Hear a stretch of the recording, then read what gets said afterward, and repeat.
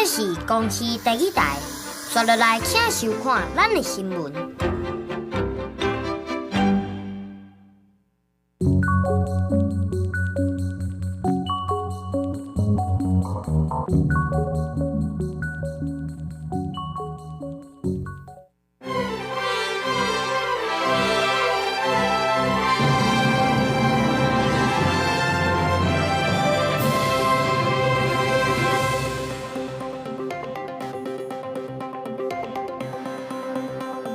观众朋友，大家好，欢迎收看11月7日公视台记台下晡新闻，我是陈芝。咱先来看今仔日的新闻重点。行政院长邓英泰含纳立法超总预算案总算有结果，立法院协商达成共识，同意把总预算案送去委员会审查。高雄一岁外查甫囡仔分去送病院救无回来，规身躯全伤，警方怀疑囡仔老母共虐待。中华新港又搁发生车祸，一对母仔囝骑奥多摆甲轿车相撞，查某囝过身，老母要搁咧抢救。新闻一开始，先来关心高雄一个1岁外查甫囡仔分去送病院，落尾救无回来。因为这个囡仔规身躯全伤，警方怀疑囡仔老母共虐待，法院嘛裁定羁押。不过，这个老母讲是囡仔家己为面床顶摔落来的。那社会局表示，这个老母要去向通报2届的家庭暴力。土地安全无伫警方戒备之下，交到殡仪馆，这名有可能考到家己1岁后生的吴姓女子，面对着提问无要讲话。6岁下晡，伊伫厝内照顾囡仔的时阵，发现囡仔昏去，赶紧通知着囡仔的爸爸。2个会合了后，将男童送急诊。医生诊断发现男童头部有严重伤势，面还佫有骹手拢有伤势，怀疑互苦毒来通报，但是男童经过抢救，也是宣告死亡。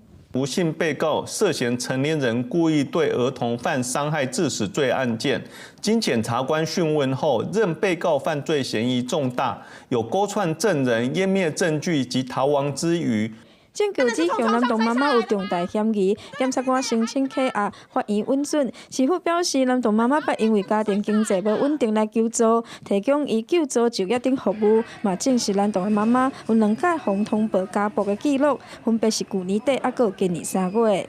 第一次为112年12月通报访视，确有淤青，厘清系撞到婴儿护栏为照顾疏忽，故提供亲职教育及相关居家防护措施。第2次为113年3月通报访视时未见伤势。第一次访查发现囡仔有乌青，检视了后判定是照顾的疏忽。第2届则是找无证据。社会局表示，吴姓女子生2个囡仔，另外1名4岁是由其他的家属咧照顾。专案会配合检警调查，而且对伤害者提出独立的告诉。记者王刘婷、陈显坤报道。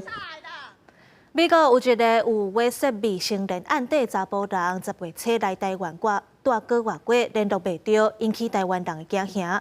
移民署昨暝伫台北市抓到这个美国人，今仔日甲遣送返去美国。戴帽仔、穿乌袜、套挂嘴暗、头戴礼帽讲话，伊就是美国有威胁未成年案底查甫人。早起依照移民法的规定，全勤队员介护送去桃园机场，甲赶出境，遣送返去美国。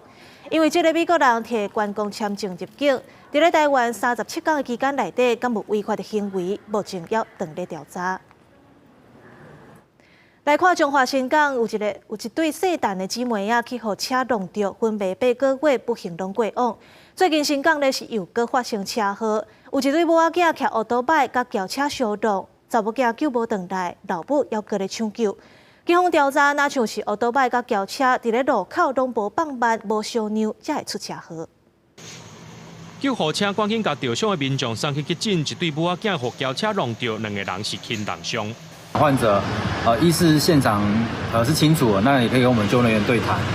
龙个力头真大，这轿车车头规个是密密麻麻，母仔囝骑的奥多摆是落到残里。车祸发生伫咧10月23暗时9点半左右。迄当时赛车适应的驾驶是赛中华新港中华路670巷，也那骑奥多摆妈妈是载查某囝骑中信路7段401巷。出伫咧路口的时阵，2个拢做伙。警方初步判断，真有可能是2台车经过路口的时阵，速度拢无放慢，才会造成意外。事故发生的时候，这原本的3色号志呢？是跳为闪红及闪黄的一个状态哦。那自小客车是闪红灯，那机车是闪黄灯。那因为双方呢都没有减速造成这个交通事故查某囝规身躯真侪所在骨折，抢救7天，有关是重伤死亡，目前还佫伫咧抢救当中。当地民代也去到现场会勘，即期当地虽然是有好一个路口，毋过暗时是真暗，路口死角又佫真侪，才会发生意外。也因为中华新港一对圣诞的姐妹，今年2月底经过建国和美港公路的路口过车路时阵碰撞到，经过几个月抢救，有关是白死，想袂到伫当地佫再传出死亡车祸。台湾交通安全协会就表示，民众用路习惯佫爱提升。停了红灯，但是却一台车都没有的状况，久了之后呢，大家也会对这个红绿灯失去信心。台湾交通安全协会表示，除了路口设计爱重新检讨以外，在交通量相对较低的路口，用路人也是爱遵守交通号志甲飘线，才会当确保安全。记者综合报道。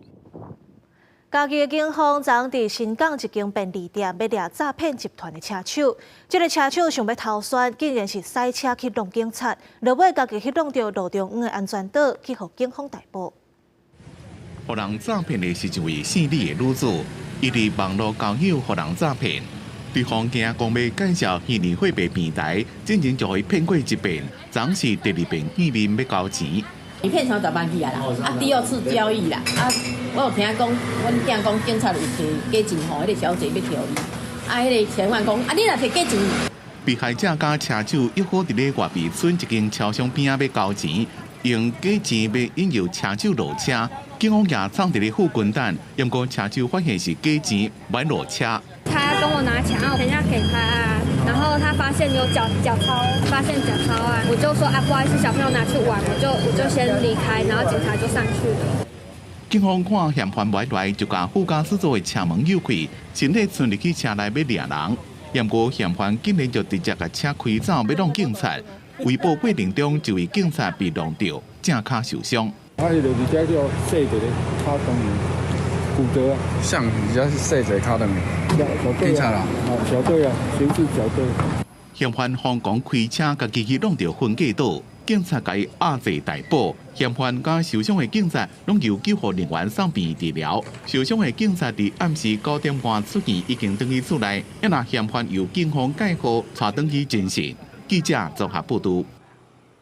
明年度的中央总预算案卡伫咧立法院要2个月啊，昨行政院长杜英泰和那立白三党团的干部做伙敲敲，总算有结果。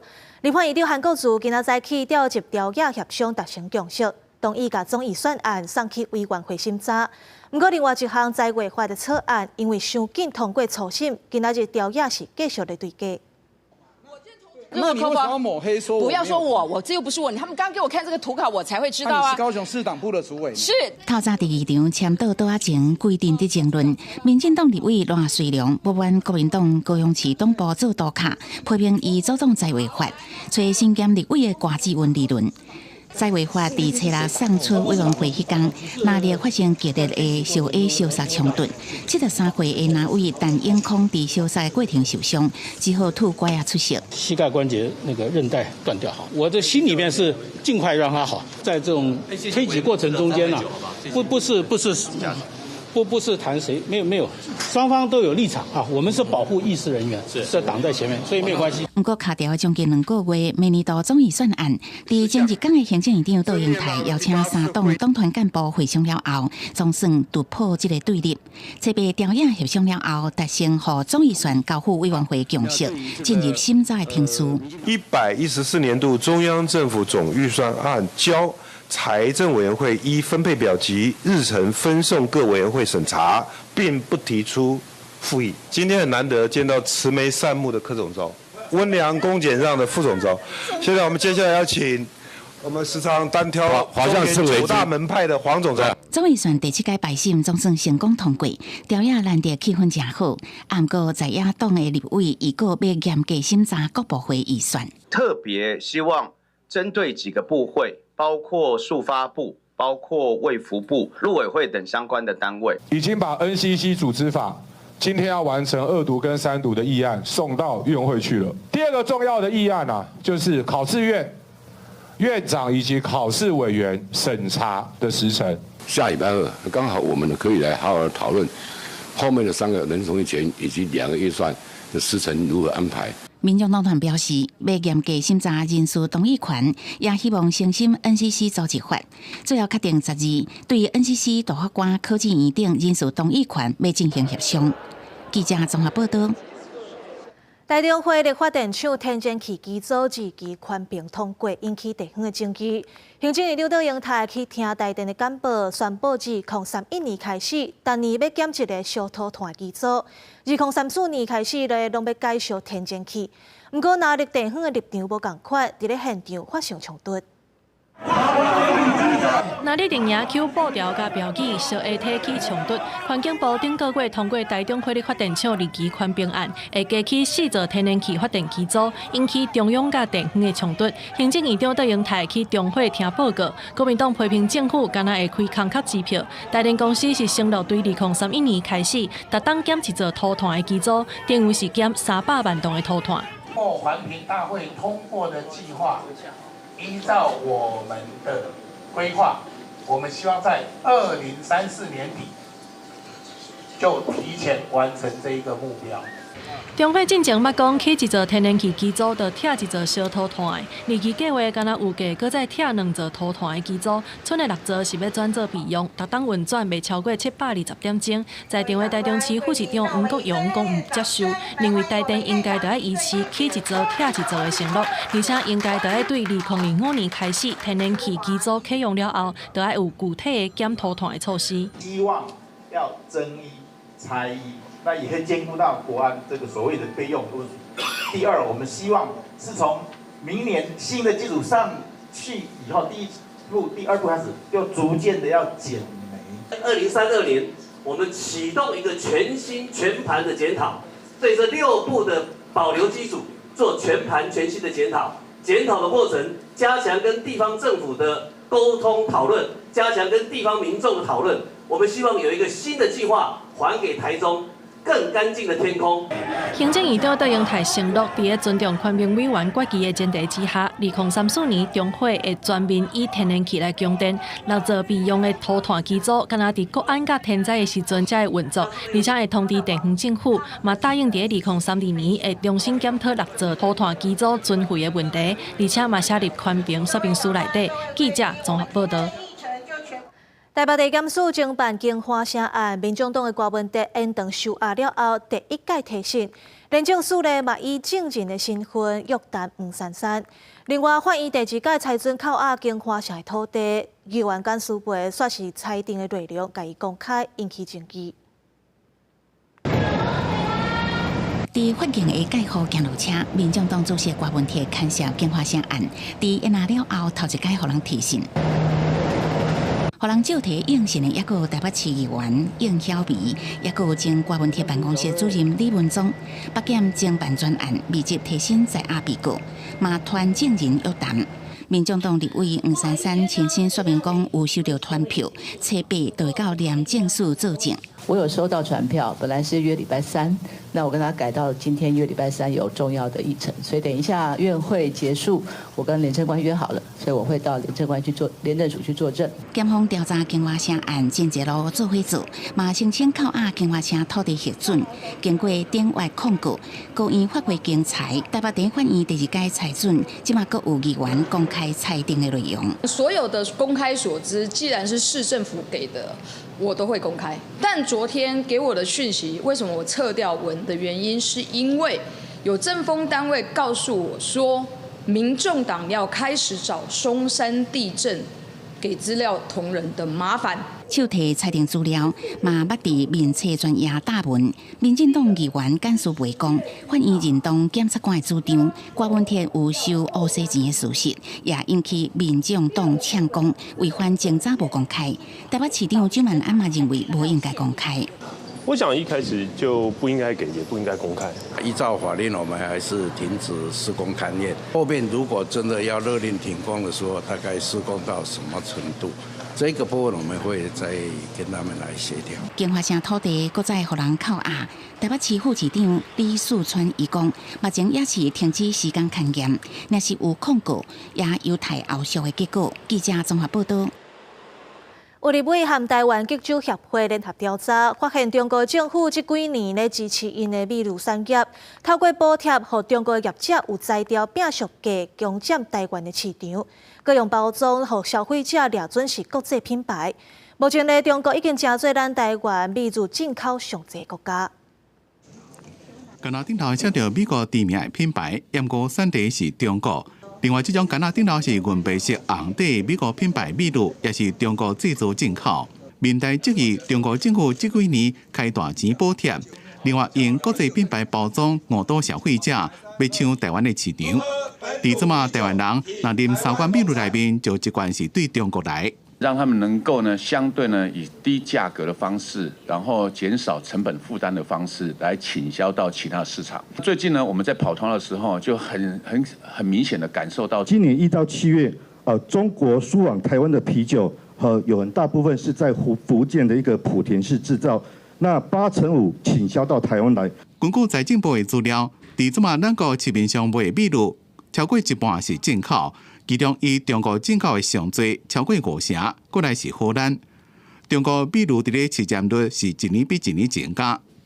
民代希望财政部、经济部要赶紧调查中国美乳是毋是有倾销的疑虑，并且提出具体做法加反制措施。业者就是因为我觉得涉及损遭他们的权益，跟关务署提案，然后一个立案，然后就是提出这个被损害的问题。业者他如果在提申请的时候有一些需要协助，我们有委托全国工业总会来协助业者去准备这些资料。对中国美乳是毋是有倾销的争议，经济部讲，听说是。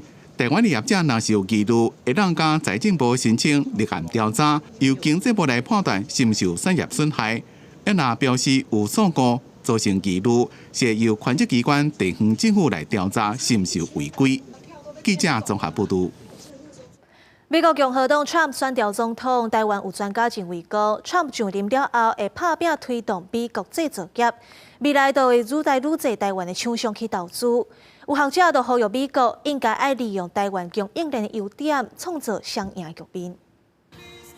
因应川普重新执政了后，可能将对加税率、高关税也有少移民这个经济政策做改变。中经院采购税学者专家针对未来美中台贸易关系这议题举行研讨会。我想在美国的投资一定会增加了，只是这个部分台湾的公司应该会要更想想看怎么去做国际化，怎么去使用这个全世界的人才。这个在过去台湾事实上在这个领域我们并不是那么的熟悉，那这边其实是我们要努力的方向。专家认为，正当美国要增加制造业就业机会，加速开放外资的同时，川普嘛诉求公平贸易，不是自由贸易。所以美国除了对中国大陆增加关税，嘛会准备对美国所有进口品加征关税，佮搭配国内减税政策，吸引外资入来。专家预测，中国伫因应川普上任了后，供应链会排除中国，所以会持续开放外资到中国投资。若是台美21世纪贸易倡议头一批协定部分，可望伫年底开始有效。不过未来4年，台美双边经贸是不是会产生变数呢？比如说，我们有台美20世纪贸易倡议来跟美国慢慢接近，我们把台湾的利益跟美国利益绑在一起，我们协助美国再工业化，我们一步一步协助川普把制造业给建立起来。美国要再工业化，一定要台湾协助，台湾有全世界最完整的供应链。目前美国联准会对川普选赢伫利率的影响好亲像无大。美国联准会设备调降利率一码，联准会主席鲍尔对外表示，若做川普叫伊走，伊袂失职。对这样代志，台湾学者预测，台湾嘛降低利息的机会无大。记者综合报道。过来关心国际消息，美国总统拜登伫大选过后头一届发表谈话。拜登讲已经和 Trump 通电话，嘛有向 Trump 挂保证，讲会和平把政权转移给新政府。美国总统拜登伫川普当选了，第一遍伫镜头前发表全国演讲。Yesterday, I spoke with President-elect Trump to congratulate him on his victory, and I assured him that I'd direct my entire administration to work with his team to ensure a peaceful and orderly transition.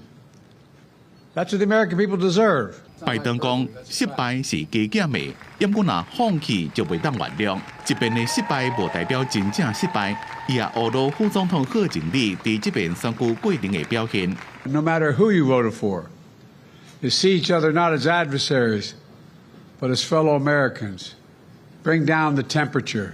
We accept the choice the country made. I've said many times, you can't love your country only when you win. 拜登希望大家对美国选举制度无共意见先放一边，因为这个制度是诚实、公平加透明的，而且伊也邀请川普参加白宫椭圆形办公室会议，代表着和平转移政权的一部分。川普竞选团队发言人史蒂文章发表声明，讲川普正期待这边的会议，并且讲川普正感谢拜登的这通电话，这是因伫6月辩论会了后第一遍见面。拜登的任期是到明年1月20，所以来也去参加伫巴西举行的 G20 20国集团峰会，也讲伫咧秘鲁举行的 APEC 亚太经济合作会议。公司新闻吴文玲报道。美国总统大选结束，联准会宣布把基准利率调降1码。联准会主席表示讲，这通货膨胀已经降到要过2%这个目标。选举结果伫咧短期内对利率未造成影响。川普选调搁登来白宫，和华府的政坛有正大的无确定性。不过，美国联准会初七又按宣布维持今年降息的方向，伫9月中降2码了后，搁降1码。In the near term, the election will have no effects on our policy decisions. This further recalibration of our policy stance will help maintain the strength of the economy and the labor market, and will continue to enable further progress on inflation as we move toward a more neutral stance over time. 美国劳工部顶个月公布9月消费者物价指数 CPI， 甲去年同期比年增加 2.4%， 比8月 2.5% 小可较降，是2021年2月以来上大年增幅。鲍尔讲，联准会调降利率的部分原因是为了要带动就业市场。市场认为，联准会可能伫咧2025年顶半年进行2遍降息1码。将利率降到3.75%到4%之间。英国央行伫咧联准会宣布降息进前，也决定降息1码。The Bank of England governor said that the interest rates would continue gradually to come down. That's welcome news for families and business owners who have been hit by the higher cost of living and higher interest rates after the damage and the chaos that the Conservatives caused to our economy. 这是英国央行今年第2遍降息，英国央行也警告，伫咧预算案增加真侪支出，再加上川普当选可能会提悬关税，造成通膨可能会增加 0.5%， 这敢若是伫咧讲明年初利率可能袂搁再震荡。公司新闻张伟玲、吴其昌编辑。社群平台800款伫咧欧洲国家科索沃有22个少年囡仔看 TikTok 不得不切的影片，刷出现伤害家己的行为。为着要保护青少年的心理健康，加拿大要求 TikTok 要退出当地经营。澳洲咧是要立法禁止16岁以下使用社群媒体。社群媒体奇奇怪怪的内容真多，有一寡人是上网分享影音甲朋友交流，不过青少年较无判断力，可能会造成因身体甲心理的伤害。澳洲政府即马就要立法禁止16岁以下囡仔使用社群媒体。这项领先全世界法案已经得到反对党支持，今年提交国会，伫国会议员批准12个月了后就开始实施。Social media is doing harm to our kids, and I'm calling time on it. I've spoken to thousands of parents, grandparents, aunties and uncles. They, like me, are worried sick about the safety of our kids online. And I want Australian parents and families to know that the government has your back. 澳洲正伫咧设置年龄验证系统来阻止囡仔去社群媒体平台。虽然之前有一寡国家拍算要立法来控制囡仔使用社群媒体，不过澳洲的政策是上严格做法之一。社群媒体造成的负面影响就出现伫咧科索沃，有少女看到 TikTok 顶头挑战影片了，就出现伤害家己身体的行为。因伫无共学校总共发现至少22件。家长讲囡仔伫 TikTok 看一个对9岁到17岁。查某囡仔游戏就模仿内面的内容，伤害家己，搁用手机翕起来。Marvesh pre prindi, cila më ka lajmëru dhe pastaj shkolla në prezencën thashë të psikologut i ka identifikuar shenjat, e kanë lajmëruar prindin, policinë, është bërë ekzaminimi mjekësor i shenjave dhe kanë pranuar që janë vetëlënduar me mjetet e prek. 因那加拿大政府推出以国家安全风险为理由，下令解散抖音海外版 TikTok 在加拿大业务。不过，并无禁止民众使用这种低影音 App， 或者是伫咧顶头创作内容。TikTok 是讲将会去法院对加拿大政府这项命令提出法律挑战。公司新闻张伟林编辑。 镜头转来到国内，今年初宜兰的南洋溪埔抓到一个姓李的查甫人违法偷载一柜珍贵的香鹅，另外半柜咧伫咧南洋溪林班地，警方搁伫咧附近发现饮料罐，验 DNA 了后，找到另外一只沙鸟鼠，这两个人拢依照违反森林法上班。警方透过香鹅去互人寄过分惹，确认这两柜原本是同一块茶。 警方伫南洋溪林班地巡视，总算是找到这半柜香鹅。这个调查是因为今年1月，宜兰的警方伫南洋溪村惠林班地区域，查到一个姓李的查甫人违法载香鹅。出来！警方抓到人了后，发现车口香鹅有互人寄过。姓李的查甫人嘛讲是一个姓魏的查甫人请伊来载的。警方顺线调查，伫咧发现另外半柜香鹅的所在，找到互人弹掉的凉水罐，验出姓魏的查甫人伊的 DNA， 甲姓李的查甫人讲法同款。为显会规避森林法重罪。 先于林班地内以链锯锯切台湾一级贵重木块木后，再将半截倒拔块木，再往非林班地之西床藏放。警方表示，姓魏甲姓李两个查甫人，甲香鹅在离开林班地了后，再搁换手载，就是要制作重点。因为若是偷摕林班地的林木，有可能会互人判1年以上7年以下的徒刑，上悬阁会去互人罚2000万。 不过，若只是伫林班地以外的所在，互人发现偷载珍贵林木是牵涉侵占，敢若互人罚500块，袂有刑责。专案经过警方的班规求庭，两个嫌犯最后也是要面对司法的判决。记者综合报道。屏东有民众甲车停伫咧路边，等待要甲车驶走的时，却发现涂骹红月红船，佮互警察开罚单。调监视器来看咧，发现是有人伫伊停车了后才月红船。 公司表示会将罚单取消，嘛会请厂商改善流程。看出来呢，吼，明显看出来。美国身躯红线有啥物差？后壁红线小可袂条纹，中方怀疑讲是私人去画，需要证实是公司委外厂商去画，但是却引起争议。监视器翕到工人摕油漆的桶啊、含铝啊，沿路去画红线，花路口第一台车下骹嘛手伸入去画红线。车主本地是停伫咧无标线区，却变作红线违停，佮拄着有人检举，车主互开单，去甲调监视器来确认。 这个画的也不够标准啊！你不觉得它这个也不是一个很标准的画的那个的红线吗？为这啥意思我嘛唔知咧。是哦，哦，甲恁通知无？无，你看我唔知。红线画了1点钟内，就有警察来处理嘛，引起地方的反弹。警方讲到场的时阵，确认有红线才写单来检举，但是事后民众申诉嘛，提供现场的影像，确认车停的时阵是无红线的，会来撤销罚单。目前嘛，干那一个车主因为安尼红开单。当时这边刚好有停一台车啦。 那厂商现场纸本的公告的部分，可能我们会请厂商再补强一下。原则上是要现场做一个纸本的一个告知。公司讲，画红线区域是出入口，照交通安全规则，爱禁止临停，才会请厂商来画线。照正常流程，就要先透过纸本向地方来公告，但是厂商无去做，后壁会要求厂商改善。记者综合报道。 云林有民众想要和厝内面的人出国旅游，参旅行社主问泰国的旅行团纳4万块定金。不过2天了后，业者煞甲通知，讲这团有人客包场啊，爱用偌一个时间。民众批评业者做生意无信用。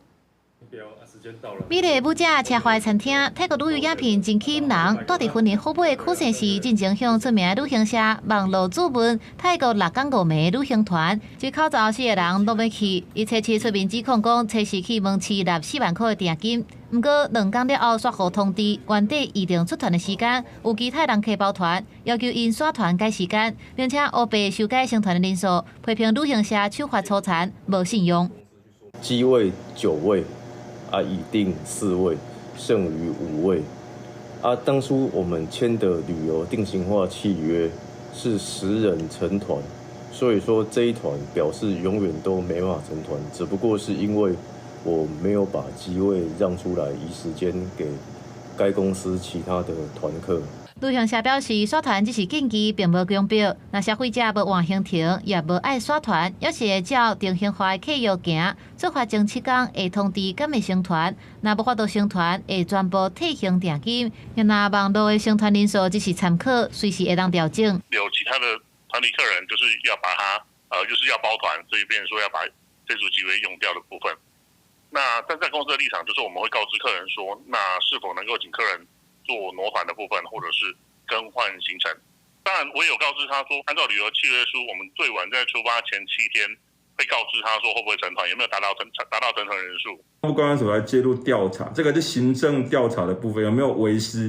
那另外权益的部分就是跟这个品保协会这边来主张、来申诉这样子。那后续如果还没有协调好，也可以到我们地方政府消保官这边来调解，或者来进行2次申诉。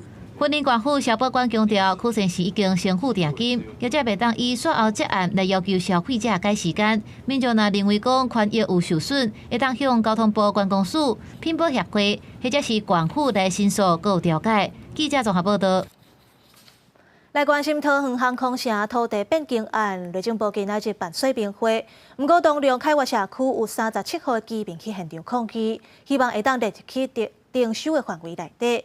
因为居民烦恼讲，这第3跑道若踏关了后，社区业伫咧2个跑道中央，因为地势较低，会淹水变成孤岛。徛伫楼尾顶看飞机伫跑道走，大园区东龙开发社区居民怨叹家己哪亲像生活伫个孤岛，生活机能拢无，亲像二等居民。附近学校、公车总站、加油站，都连挖进社区大楼的这个厝，拢因为航空城的计划会互人拆除。我们整个社区每个人心情都很无助啊。我们街上有诊所，看医生很方便，可是也都征收走了。这些人原本都不走了，可是呢，他们现在都走了。如果政府先把这些东西，我们现在社区周边的房子一把它拆除的话，不管怎么动，主体建筑一定会受损。我坚持要离开，我坚持要离开。东龙开发社区有43户住户，6户反对征收，其他37户是希望搁再争取纳入征收。嘛讲到北跑道海拔18公尺，航空城计划第3跑道要屯关13至14公尺，2条跑道中央的东龙开发海拔高度敢若8公尺，居民是烦恼后盖尔淹水，还有噪音这个问题，唔只会出来抗议。民众因为有赞成方跟反对方哈。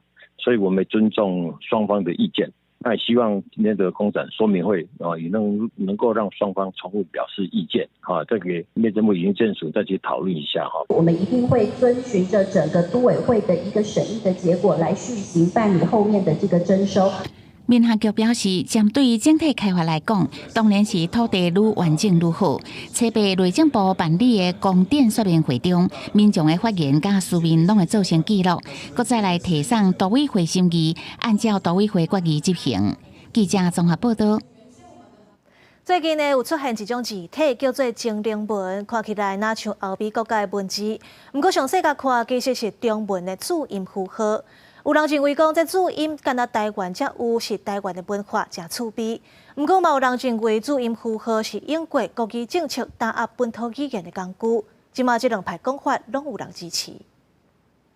甲中文字拍起来，就通看到有哪像欧语国家的文字创出来，详细甲看，其实这是中文的注音符号。这个字体就号做精灵文。设计师本身是字体的书法家，透过甲字体公司合作发表，强调这是台湾人接捌的注音，免费公开给民众也是商业使用。最近伫咧网络讨论甲真热，虽然印瓜出现注音符号的论战。其实我们过了这几天也有比较沉淀，因为其实这些声音里面。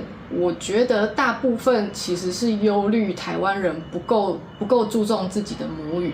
开发字体的 JustFont 公司长期伫咧汉地有人关注的台语文、客语文等等，开发侪汉字含罗马拼音的字体。创办人表示，虽然注音符号是外来的物件，不过伊认为甲外来元素吸收做咱家己的是咱台湾的韧性，嘛是走向未来的方法。觉得不要去攻击对方，因为我们很多文化进来，我们怎么去采用更包容的态度，去融合不同的文化到我们本身，然后这才是文化自信，真正文化自信心的展现。有学者指出，一寡挺主因符合的人，是因为伊通呈现台湾人的特殊性，嘛正做身份认同的一部分。另外，无介意主因符合的人，学者认为是因为英国政府的国语政策都是用主因符合强势推行华语搭本土语言。学者认为，这款立场的冲突，有当时是认知无共，对历史无够了解所造成的。有淡薄像讲，过去就是这支刀啊，用这支刀啊在甲阮聊，所以即马。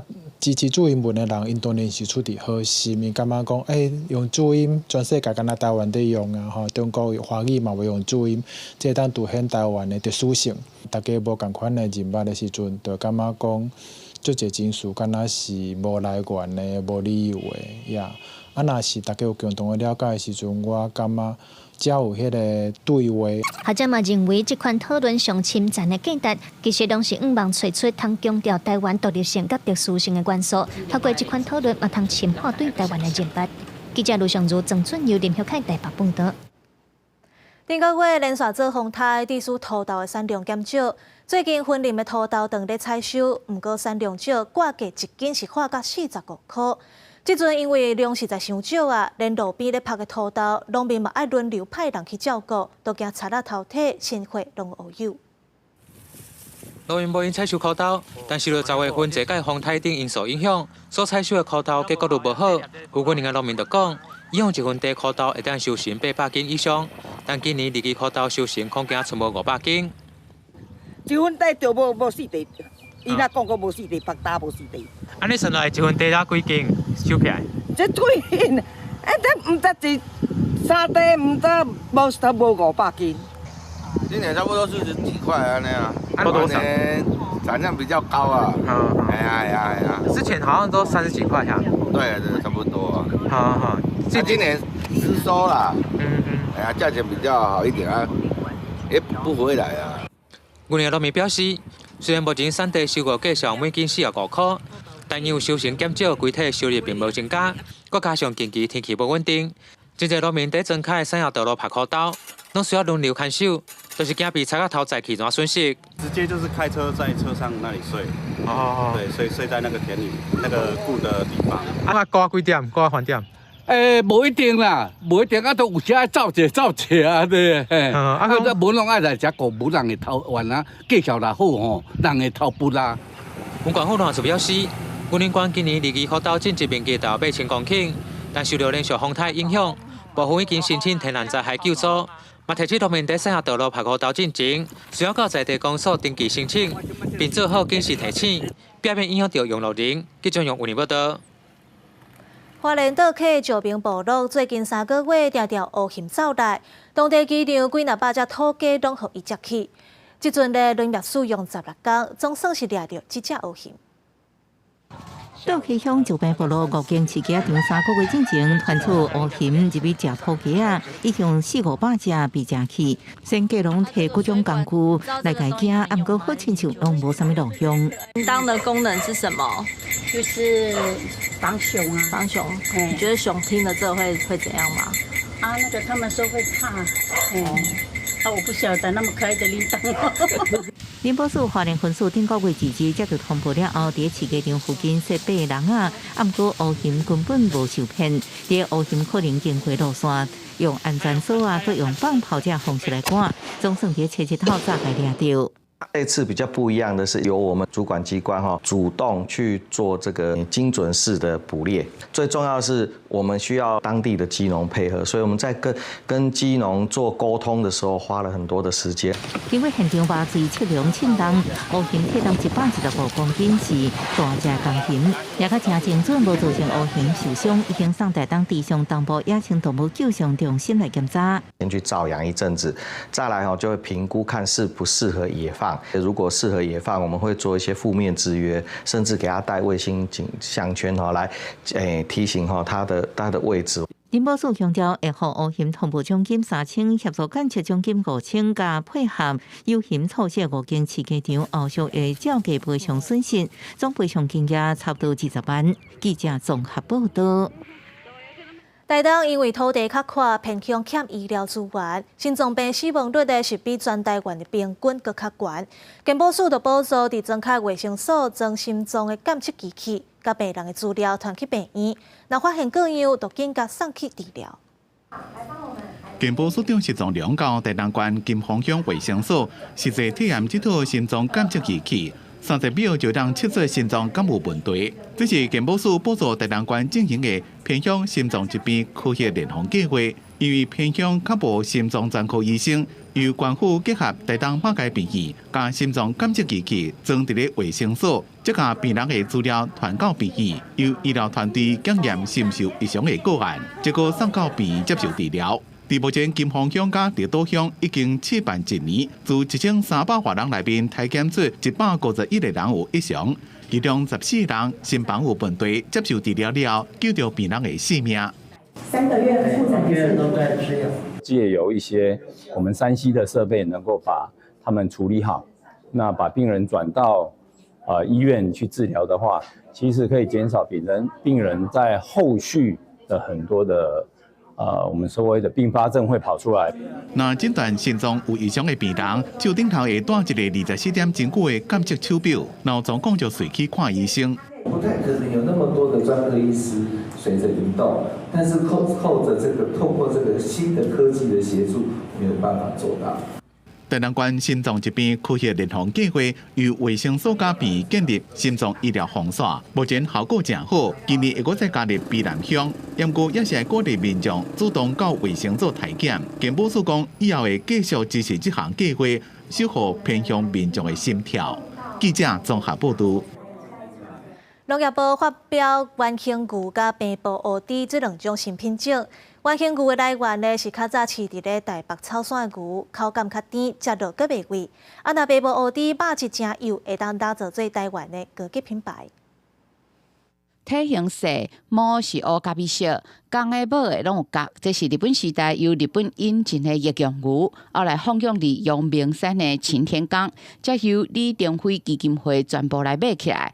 19只牛拢互送到花莲凤林来饲。上特别的是，牛仔伫台湾90年维持纯种，虽然甲和牛亲缘关系近，但确经是独立族群。今年甲这个新发现的品种号名做元兴牛。农耕牛的部分呢，它的血液比较有血糖，所以它吃起来肉会比较甜，更适合在一般我们家庭类的煎煮炒炸。这只猪仔、耳仔大细落来，尾仔个亲像孔雀羽毛展开，这嘛是业者经过14年的打拼，千辛万苦才找到台湾原生种平埔乌猪，肉质甲世界有名伊比利猪真相像，甜度比市面上卖白猪更较好，会当来打造成台湾的精品乌猪肉，走向国际市场。它的甜度比这些猪种多了4倍。它的甜度就是自然的甘甜，然后胶原蛋白也多了1.5倍，所以它吃起来它的油脂就非常的丰富。元兴牛的部分，它是国内第一支的民间的牛的完成命名。那平埔黑猪是第一支民间的猪来完成命名的，它是一个重要的这个里程碑。新品种的选育了时间开钱，过去都由政府来做，这个元兴牛佮有平埔乌猪是靠民间来完成。元兴牛今年6月通过号名审定，成为台湾重要的完整种牛。平埔乌猪伫7月通过号名。未来会用伊的基础发展成乌猪的品牌，两个品种拢丰富台湾特产种源的多样性。记者林俊明、陈昌伟台北报道。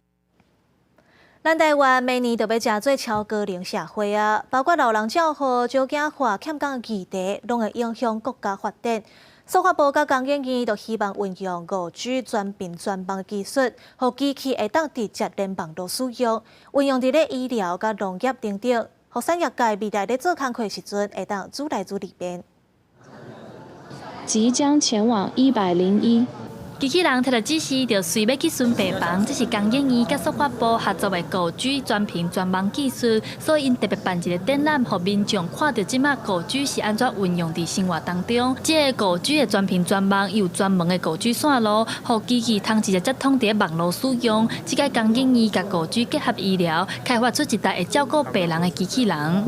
可以跟随那个护理师，然后去巡病房啊，或者是传达资讯，那或者是给卫教的指引。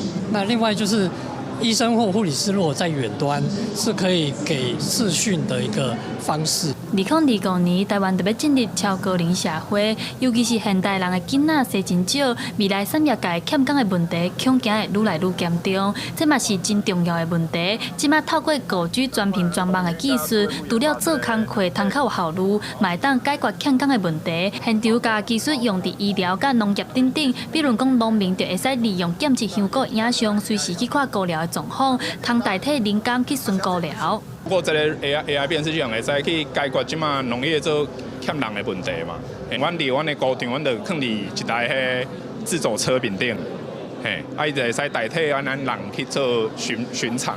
司法部结合5G全屏专网的技术，希望利用科技走向智慧的国家。司法部嘛伫台北华山文创园区办展览，希望互民众斗阵来参与，互科技简单进入咱的生活。记者陈阿选柯敏哲台北报道。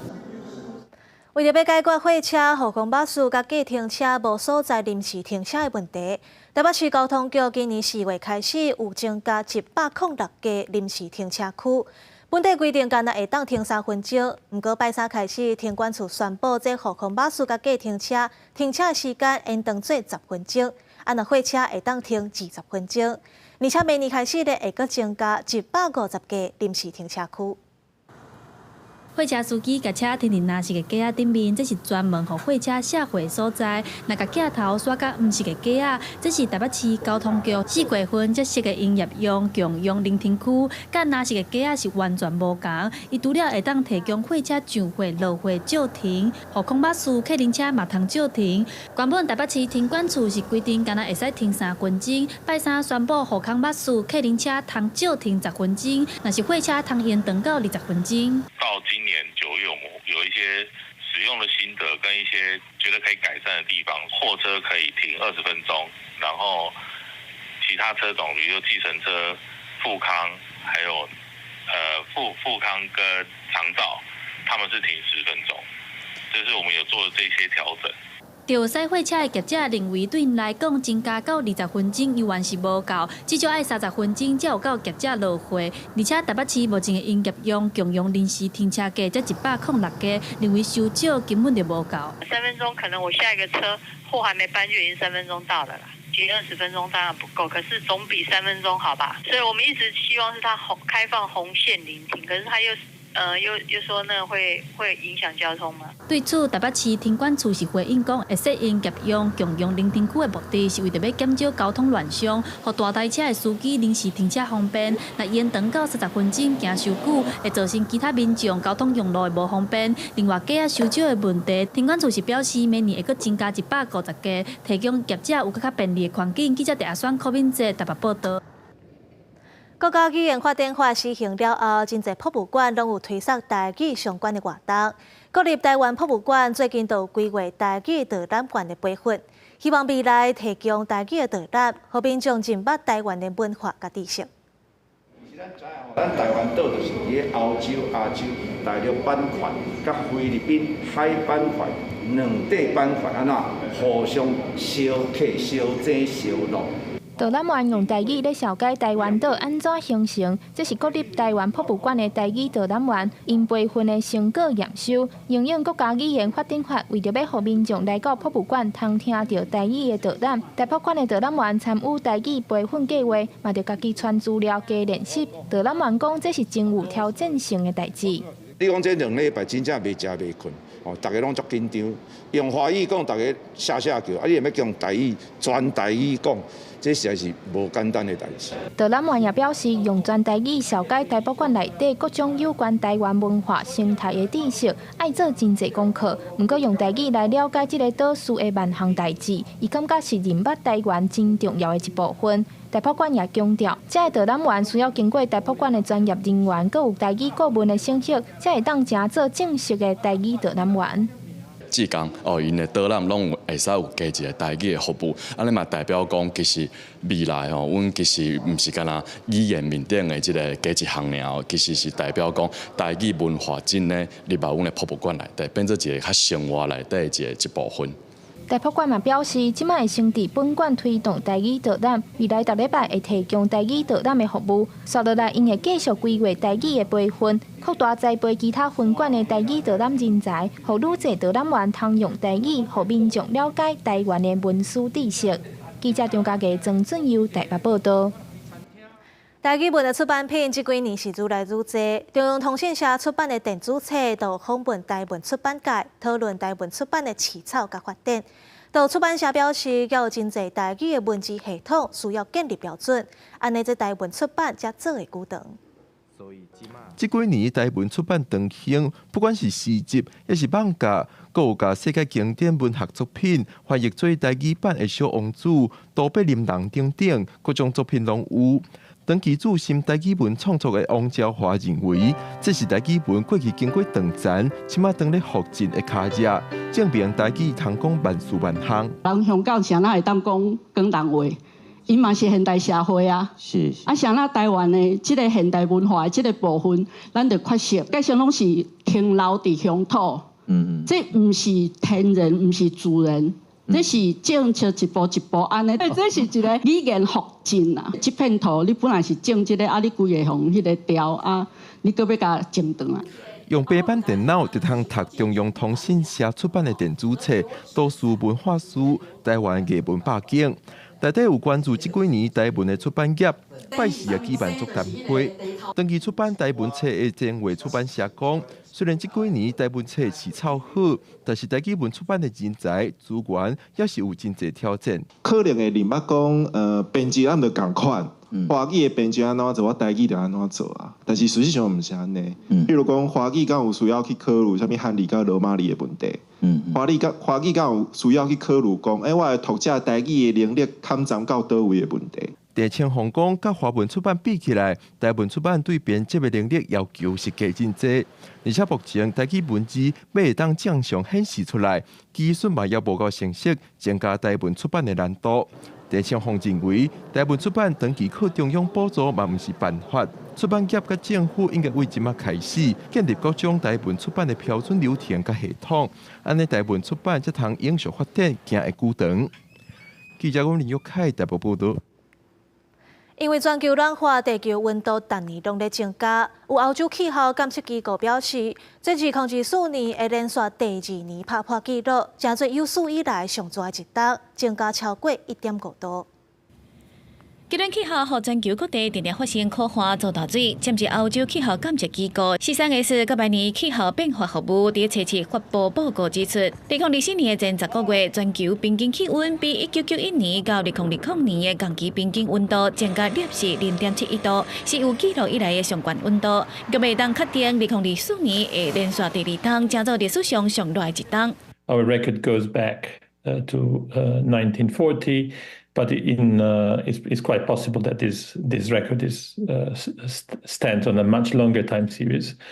And 2024 not only will be likely with the warmest on record, but will also be the first calendar year above the psychologically important threshold of 1.5 degrees Celsius above pre-industrial. 因为 COP29 第29届联合国气候大会会伫11到22伫亚塞拜然举行，CSIS认为全球升温的速度达咧超越新的纪录，各国应该伫 COP29 之前加速减少温室气体的排放。对此，联合国嘛发布调试差距的报告，发现到2022年，全球替发展中的国家提供调试气候变迁影响的资金只有280亿美金。联合国秘书长古提瑞斯提出警告，到2030年，资金的缺口会超过10倍。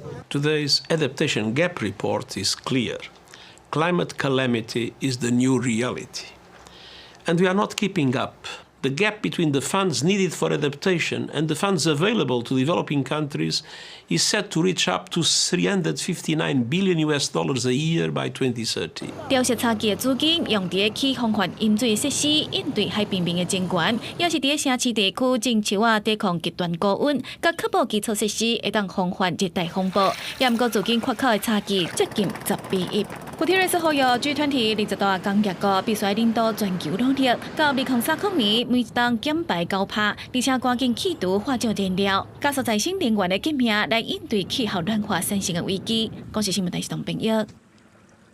天气报你知，今仔日受到风台外围分系甲东北季风影响，基隆北海花东部甲恒春半岛会落底渐好，偏乌、金门、马祖云嘛正高。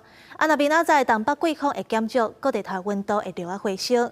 不过北部、东部、东南部甲恒春半岛嘛是会落底渐好。下晡的天气，做伙来看各县市的资料。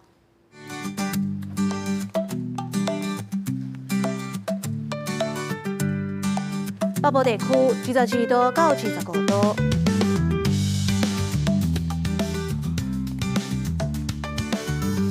中部地区24度到27度，南部地区24度到30度，东部地区22度到28度。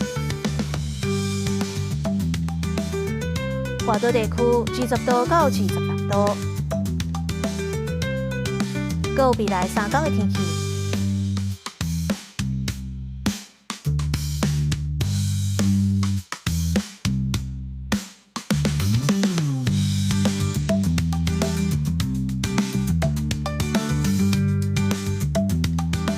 感谢你收看今仔日的下晡新闻，我是陈怡真，后礼拜一下晡3点，咱再会。